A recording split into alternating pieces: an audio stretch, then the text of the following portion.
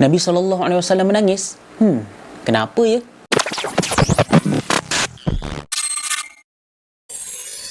Assalamualaikum warahmatullahi ta'ala wabarakatuh. Pada video kali ini saya nak kongsikan kisah seorang lelaki yang telah menyebabkan Nabi SAW menangis. Yang pastinya mesti ada sesuatu yang telah dilakukan oleh lelaki ini sehingga Nabi SAW menitiskan air mata. Baiklah, jom kita dengar bersama-sama. Kisah ini daripada Sayyidina Ali bin Abi Talib radhiyallahu an. Dia berkata, sesungguhnya kami sedang duduk bersama dengan Nabi SAW dalam masjid. Lalu muncul di hadapan kami Mus'ab bin Umair yang ada bersamanya burdah, iaitu selendang yang bertampal dengan kulit.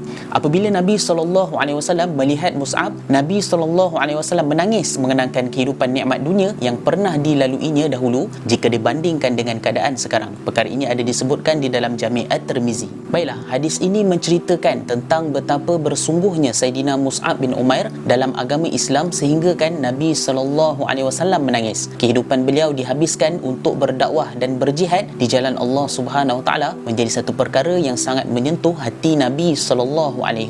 Sebenarnya bukan sekadar Nabi SAW sahaja yang menangis melihat Mus'ab bin Umair. Bahkan para sahabat Nabi SAW sangat tersentuh dengan pengorbanan Mus'ab bin Umair. Dalam sebuah hadis yang diriwayatkan oleh Imam Bukhari, Abdul Rahman bin Auf radhiyallahu an dikatakan menangis apabila terkenangkan Mus'ab bin Umair yang syahid di medan Uhud. Beliau sedang dihidangkan dengan makanan waktu itu. Namun tiba-tiba datang pada fikirannya terbayang tentang Mus'ab dan Sayyidina Hamzah. Beliau lalu menangis dan meninggalkan makanan tersebut. Persoalan dia di sini, apa yang menyebabkan Nabi SAW dan para sahabat menangis apabila mengenangkan Mus'ab bin Umair? Tidak lain dan tidak bukan adalah kerana pengorbanan yang tinggi yang dilakukan untuk Allah. Beliau telah membenarkan janjinya untuk Allah, iaitu menjadikan seluruh hidupnya berjuang membela Islam untuk Allah. Al-Imam Al-Hakim meriwayatkan, sesungguhnya ketika Nabi SAW beredar dari medan Uhud, baginda lalu di sisi jenazah Mus'ab bin Umair. Nabi SAW lalu berhenti dan berdiri di sisinya lantas mendoakan buat diri Mus'ab. Baginda lalu membacakan ayat Al-Quran yang menyebutkan, di kalangan orang yang beriman itu terdapat di kalangan mereka yang membenarkan janji mereka dengan Allah Subhanahu Wa Taala, iaitu berjanji menjadikan seluruh hidupnya untuk Allah Subhanahu Wa Taala. Kesimpulannya, Mus'ab adalah contoh sahabat Nabi SAW yang mempunyai hala tuju yang sangat jelas. Seluruh usianya digunakan untuk memperjuangkan agama Islam. Kehidupan beliau seharusnya menjadi inspirasi buat kita semua. Kematian beliau menunjukkan betapa pentingnya keikhlasan amalan semasa hidup yang membimbing kita kepada kesudahan yang baik. Mudah-mudahan kita dapat beramal berdasarkan hadis yang telah diceritakan tadi. Bagi anda di luar sana, jangan lupa untuk sebarkan video ini supaya orang lain juga mendapat kefahaman yang sama.